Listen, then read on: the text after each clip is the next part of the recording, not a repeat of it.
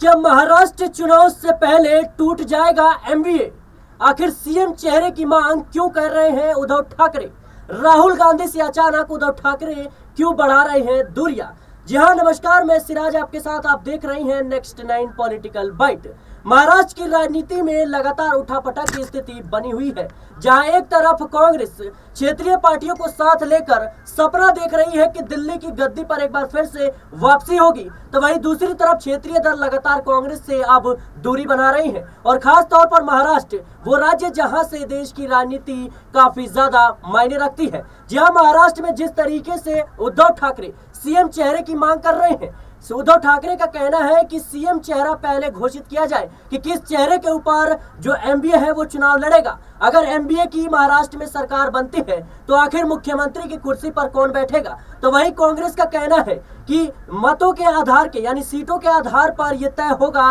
कि किसकी पार्टी से कौन मुख्यमंत्री का दावेदार होगा, कौन मुख्यमंत्री की कुर्सी पर बैठेगा। उद्धव ठाकरे का यह तर्क है कि कहीं ना कहीं अगर पहले सीएम चेहरा घोषित नहीं किया जाता है तो सीट बंटवारे को लेकर के एमबीए में टूट पड़ सकती है। तो वहीं कांग्रेस का कहना है कि अगर पहले हम सीएम चेहरा घोषित कर देते हैं तो इससे जो आपसी दल है वो टूटते हुए नजर आएंगे। तो कहीं ना कहीं महाराष्ट्र में इस वक्त लगातार टूट की कगार एमबीए में देखी जा रही है, और खास तौर पर कांग्रेस के लिए एक बड़ा झटका है, क्योंकि कांग्रेस से ज्यादा इस वक्त कौन समझेगा इन क्षेत्रीय और कहीं ना कहीं जो साथ चलने वाले दल है उनकी कीमत। क्योंकि आज देखिए, भारतीय जनता पार्टी आज बहुमत के आंकड़े से भले ही दूर है, लेकिन नीतीश कुमार, जयंत चौधरी, चिराग पासवान, चंद्रबाबू नायडू जैसे तमाम जो सहयोगी दल हैं, तमाम जो सहयोगी हैं, इनकी बदौलत कहीं ना कहीं देश की सत्ता पर एक बार फिर से मोदी जी काबिज हो गए हैं। लेकिन अब कांग्रेस एक बार फिर से राह देख रही है कि देश की राजनीति में कुछ कमाल करेंगे और महाराष्ट्र की राजनीति में एक बार फिर से कांग्रेस की वापसी होगी।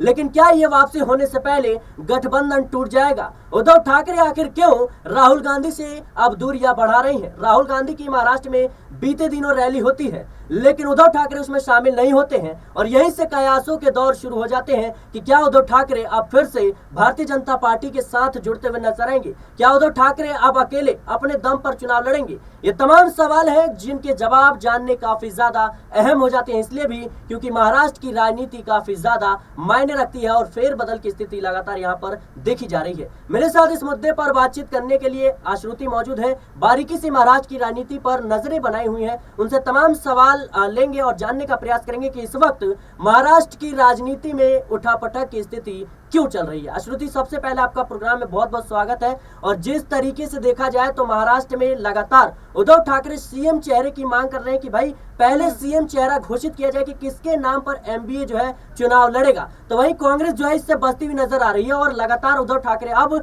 राहुल गांधी से दूरियां बढ़ा रहे हैं। क्या लगता है आपको कि जहां राहुल गांधी हरियाणा में तमाम दलों को साथ लेने की बात कर रहे हैं, लगातार आम आदमी पार्टी और समाजवादी पार्टी से गठबंधन की बात कर रहे हैं, तो वहीं उनके सहयोगी महाराष्ट्र में अब उनसे पीछा छुड़ा रहे हैं? कैसे देख रही हैं आप? देखिए, इंडिया गठबंधन की जब बात करते हैं सिराज, तो कहीं ना कहीं आप लोकसभा चुनाव का अगर थोड़ा गौर करें तो इस बार के लोकसभा चुनाव में चाहे उत्तर प्रदेश से ले लीजिए, चाहे हरियाणा से ले लीजिए, चाहे महाराष्ट्र से ले लीजिए, हर राज्य में कहीं ना कहीं कुछ ना कुछ सीटों के अंतर से इंडिया गठबंधन छिटकता नजर आया है। उसका कारण आप देखिए,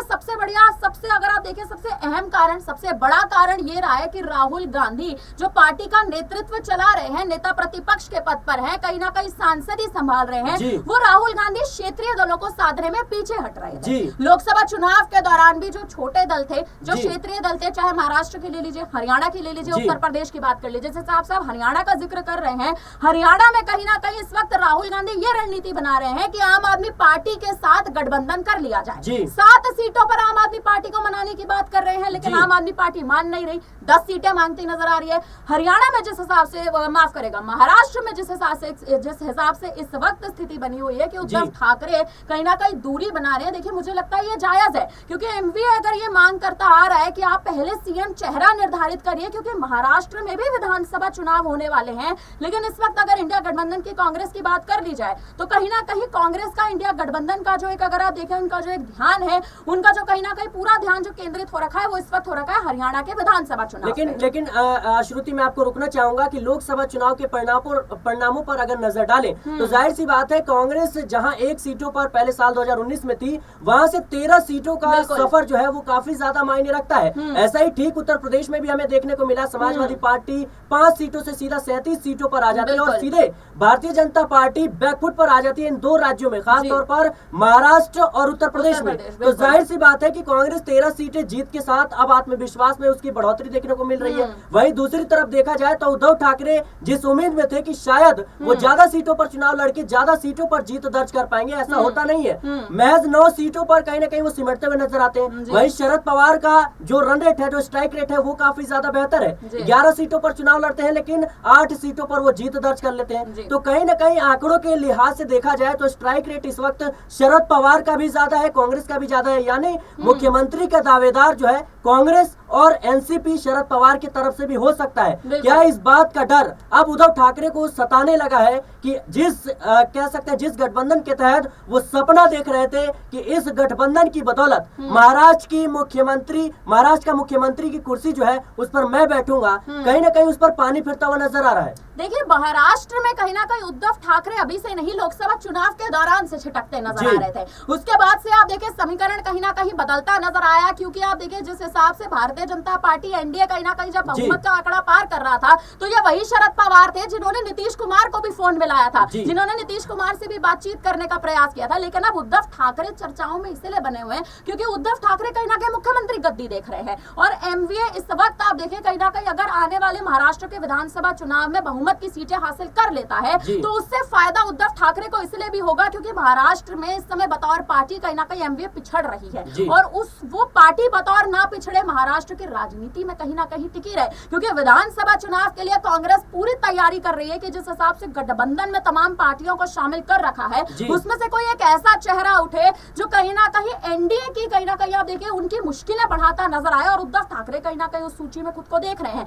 लेकिन वहीं दूसरी ओर अगर आप शरद पवार की बात कर दीजिए तो शरद पवार को ऐसा लगता है कि उनका जो कहीं ना कहीं प्रदर्शन था लोकसभा चुनाव में वो बेहतरीन था, और लोकसभा चुनाव में प्रदर्शन के बाद से ही सीएम फेस को लेकर जद्दोजहद तेज हो चुकी है। लेकिन एक महत्वपूर्ण सवाल मैं आपसे पूछना चाहूंगा कि जिस तरीके से अभी लगातार उठापटक की स्थिति बनती हुई नजर आ रही है, और खास तौर पर देखा जाए तो कहीं ना कहीं कह सकते हैं कि अगर उद्धव ठाकरे को कांग्रेस सीएम चेहरे के लिए आगे करती है तो फिर दावेदारी तो एनसीपी शरद पवार की तरफ से भी हो सकता है, और सुप्रिया सुले जो शरद पवार की बेटी है वो कहीं ना कहीं मुख्यमंत्री की दावेदार हो सकती है। और कांग्रेस तो अपनी उम्मीदों से भरा हुआ नजर आ रहा है, और कांग्रेस की जो उम्मीदें हैं लोकसभा चुनाव के बाद जो है बढ़ती हुई नजर आ रही है। ऐसे में कांग्रेस के पास वह कौन से उपाय है जिसके तहत अपने सहयोगियों को साथ लेकर चल जाए और ये तमाम मुद्दे भी सुलझते हुए नजर आए, क्योंकि इस मायने में कहीं ना कहीं भारतीय जनता पार्टी अच्छे ढंग से खेलना जानती है। क्योंकि भारतीय जनता पार्टी के तमाम जो सहयोगी दल है, चाहे एकनाथ शिंदे हो या फिर अजीत पवार हो, एक साथ बने हुए तमाम मुद्दों पर अलग अलग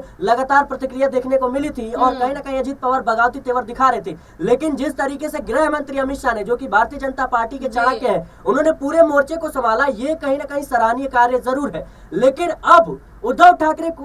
ठाकरे के पास क्या नीतियां हैं, क्या उपाय है कि वो मुख्यमंत्री की कुर्सी पर कैसे बैठे, या फिर कांग्रेस की अगर बात करें तो कांग्रेस अब कौन सा कदम उठा सकते हैं जिससे सहयोगी दल साथ बने रहे और ये पूरा का पूरा मामला निपटता हुआ भी नजर आए। देखिए, कांग्रेस को कहीं ना कहीं क्षेत्रीय दलों को साधने में जो रणनीति कांग्रेस बनाती आ रही है उसी रणनीति में और मुझे लगता है बेहतर होने की जरूरत है, पहला। दूसरा, उद्धव ठाकरे जो कहीं ना कहीं सीएम की दावेदारी पेश कर रहे हैं, बिल्कुल ये बात कहीं ना कहीं वाजिब है कि अगर उद्धव ठाकरे कहीं ना कहीं सीएम की दावेदारी पेश करेंगे तो दूसरी ओर शरद पवार भी सीएम की दावेदारी पेश करते नजर आएंगे। देखिए, मुझे लगता है यहाँ पे गठबंधन पर बड़ा असर पड़ता नजर आ सकता है, क्योंकि जिस हिसाब से एमवीए कहीं ना कहीं उम्मीदें लगाई बैठी है कि मुख्यमंत्री पद की दावेदारी पेश कर सकते हैं, मुझे लगता है कांग्रेस गुट कहीं ना कहीं इस बात में नहीं मानता नजर आएगा, क्योंकि राहुल गांधी इस समय इस रणनीति के साथ चल रहे हैं कि इस बार उत्तर प्रदेश में गठबंधन में जिस हिसाब से समाजवादी पार्टी और कांग्रेस के गठबंधन में इंडिया गठबंधन आगे नजर आया है, भारतीय जनता पार्टी को पिछाड़ते नजर आए हैं, यही रणनीति महाराष्ट्र में अपनाई जाए। अगर महाराष्ट्र में इस रणनीति के साथ कहीं ना कहीं चलते हैं तो जो सरकार बनाने की रणनीति इंडिया गठबंधन की चल रही है, जो लोकसभा चुनाव के समय से हम कहते नजर आ रहे थे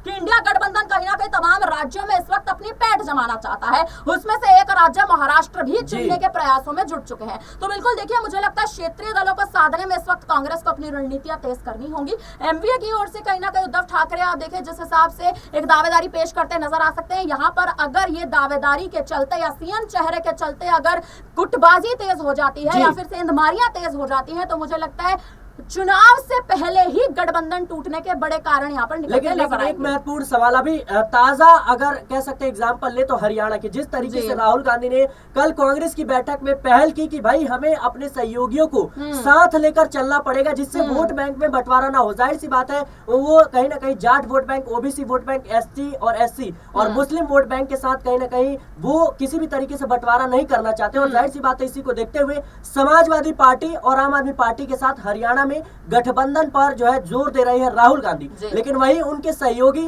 या यूं कहें कि उनके नेता लगातार इससे नाराज नजर आ रहे हैं। उनका कहना है कि भाई अगर ऐसे गठबंधन होता चला गया तो फिर हमारे जो कार्यकर्ता है, हमारे जो लोग हैं उनका टिकट कह सकते हैं कटता हुआ नजर आएगा। तो कांग्रेस के सामने अभी कई चुनौतियां हैं। एक कि उनके जो सहयोगी हैं उनको साथ लेना, यानी उनके साथ जो पार्टियां हैं उनको साथ लेना और वहीं दूसरी तरफ अपने कार्यकर्ताओं, अपने नेताओं को संभाल के रखना। और कहीं ना कहीं कांग्रेस की ये कमजोरी रही है क्योंकि इस वक्त अगर भारतीय जनता पार्टी सत्ता में लगातार काबिज है, चाहे वो केंद्र में हो फिर राज्य में हो, वो इसी वजह से क्योंकि कांग्रेस या तमाम विपक्षी दलों से लगातार नेता टूट के सीधा भारतीय जनता पार्टी में शामिल होते हैं। और जाहिर सी बात है इसी की बदौलत महाराष्ट्र की राजनीति में भी भारतीय जनता पार्टी की वापसी हुई थी। आपको मैं एग्जांपल देना चाहूंगा, मध्य प्रदेश में जिस तरीके से ज्योतिरादित्य सिंधिया तमाम कांग्रेस के विधायकों को लेकर के जो है कहीं ना कहीं भारतीय जनता पार्टी को समर्थन दे देते हैं, वहां से तख्ता पलट की स्थिति जो है पैदा होती है। वहीं महाराष्ट्र में उद्धव ठाकरे की जिस तरीके से पार्टी तोड़ने में कामयाब भारतीय जनता पार्टी रहती है, इसी के चलते महाराष्ट्र की राजनीति में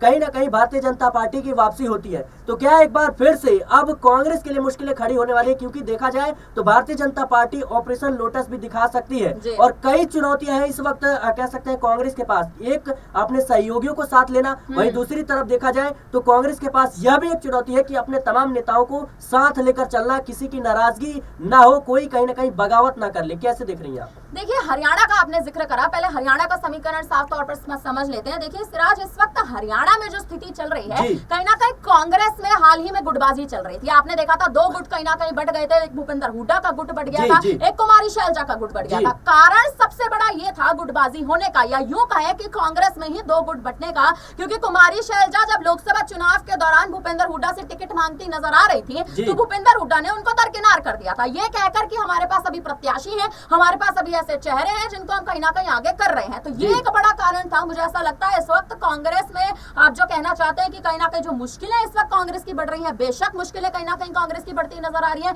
क्योंकि कांग्रेस कहीं ना कहीं अपनी ही पार्टी को एकजुट करके नहीं रख पा रहा। कहीं ना कहीं जो तमाम दलों के साथ गठबंधन करने के प्रयास इस वक्त कांग्रेस कर रहा है, चाहे आम आदमी पार्टी को ले लीजिए, समाजवादी पार्टी तो चलिए इंडिया गठबंधन में ही शामिल है, लेकिन आम आदमी पार्टी को हरियाणा में कहीं ना कहीं एक साथ चुनाव लड़ाने का जो एक प्रयास इस वक्त चल रहे हैं कांग्रेस में, कांग्रेस के भीतर, पार्टी के भीतर, मुझे लगता है आम आदमी पार्टी को साथ लाने का बड़ा कारण यही है ताकि कांग्रेस कहीं ना कहीं अधिकतम से अधिकतम सीटों पर लड़ती नजर आए। और इस वक्त हरियाणा में कांग्रेस कहीं ना कहीं जानती है कि भले ही भारतीय जनता पार्टी में तमाम ऐसे चेहरे हो या तमाम ऐसे कारण हो जिसकी वजह से हम ये कह दें कि इस बार बीजेपी की सरकार हरियाणा में वापसी नहीं करेगी, लेकिन भारतीय जनता पार्टी में गुटबाजी नहीं चल रही है। मौजूदा स्थिति अगर आप हरियाणा बीजेपी की देख लीजिए तो नायब सिंह सैनी की सरकार भले ही मुश्किलों में हो, 36 विधायकों ने पार्टी भी छोड़ दी हो, मुख्य चेहरों ने कहीं ना कहीं बीजेपी का साथ छोड़ दिया हो, लेकिन तब भी हरियाणा में सरकार वापसी करने के लिए बड़े कारण जो है, बड़े नियम जो है वो नायब सिंह सैनी बनाते नजर आ रहे हैं। जी अश्रुति, वक्त हमें ज्यादा इजाजत नहीं देता। जाहिर सी बात है कि देखें तो महाराष्ट्र की राजनीति लगातार जो है कहीं ना कहीं अनसुलझी सी नजर आ रही है। जो कांग्रेस का रास्ता अभी तक सत्ता में वापसी का एकदम क्लियर नजर आ रहा था, अब उसमें उसके सहयोगी ही राड़ बनकर उभरते हुए नजर आ रहे हैं और जाहिर सी बात है कांग्रेस के लिए चिंता का विषय है क्योंकि राहुल गांधी जहां पर कहीं ना कहीं तमाम सहयोगियों को जोड़ने के प्रयास में है तो वहीं दूसरी तरफ सहयोगी लगातार डिमांड बढ़ा रहे हैं। कोई मुख्यमंत्री पद की मांग कर रहा है तो कोई सीटों की मांग कर रहा है और ऐसे में राहुल गांधी और कांग्रेस के लिए एक बड़ी चुनौती है कि इन सहयोगियों को कैसे साथ लेकर चला जाए। और कांग्रेस से ज्यादा इस वक्त सहयोगियों की कीमत कौन नहीं समझेगा, क्योंकि आज अगर नीतीश कुमार कांग्रेस के साथ होते, आज नीतीश कुमार अगर इंडिया गठबंधन में होते तो शायद राहुल गांधी आज मोदी की यानी प्रधानमंत्री की कुर्सी पर बैठे हुए नजर आते। और जाहिर सी बात है कि तमाम वो इंडिया गठबंधन के लोग, तमाम वो दल जो कहीं ना कहीं आज एनडीए के साथ है, जिन्होंने इंडिया गठबंधन में रहकर फिर साथ छोड़ दिया। इसी वजह से कहीं ना कहीं तख्ता पलट होता हुआ नजर आया। यूं कहें कि कांग्रेस आते आते सत्ता में रह गई। फिलहाल देखना होगा कि जिस तरीके से राहुल गांधी एक नई रणनीति के साथ जिस तरीके से तमाम क्षेत्रीय दल को कहीं ना कहीं जोड़ने का प्रयास कर रहे हैं, चाहे वो बिहार में आरजेडी हो या फिर झारखंड में कह सकते हैं झारखंड मुक्ति मोर्चा हो, हरियाणा में आम आदमी पार्टी हो या फिर हो कह सकते हैं कि समाजवादी पार्टी, ये तमाम जो पार्टियां हैं वो इस वक्त कांग्रेस के साथ है। लेकिन कहीं ना कहीं इनकी डिमांड समय के साथ साथ बढ़ती जा रही है और अगर जो है इन क्षेत्रीय दलों का विस्तार हो जाता है तो फिर कांग्रेस के लिए भी मुश्किलें भविष्य में खड़ी होती हुई नजर आएगी। कांग्रेस जो है तमाम परेशानियों से इस वक्त जूझ रही है देश की राजनीति में और वही कांग्रेस जो है लगातार सत्ता में वापसी के सपने भी देख रही है। लेकिन देखना दिलचस्प होगा कि महाराष्ट्र की राजनीति में राहुल गांधी किन नीतियों के तहत अपने सहयोगियों को जोड़कर रखते हैं और अपनी पार्टी को कहीं ना कहीं दोबारा वापसी करवा पाते हैं सत्ता में। फिलहाल इस रिपोर्ट को लेकर आपकी क्या राय है, हमें कमेंट बॉक्स में जरूर बताएं। देश और दुनिया की तमाम खबरों के लिए बने रहें नेक्स्ट 9 पॉलिटिकल बाइट के साथ।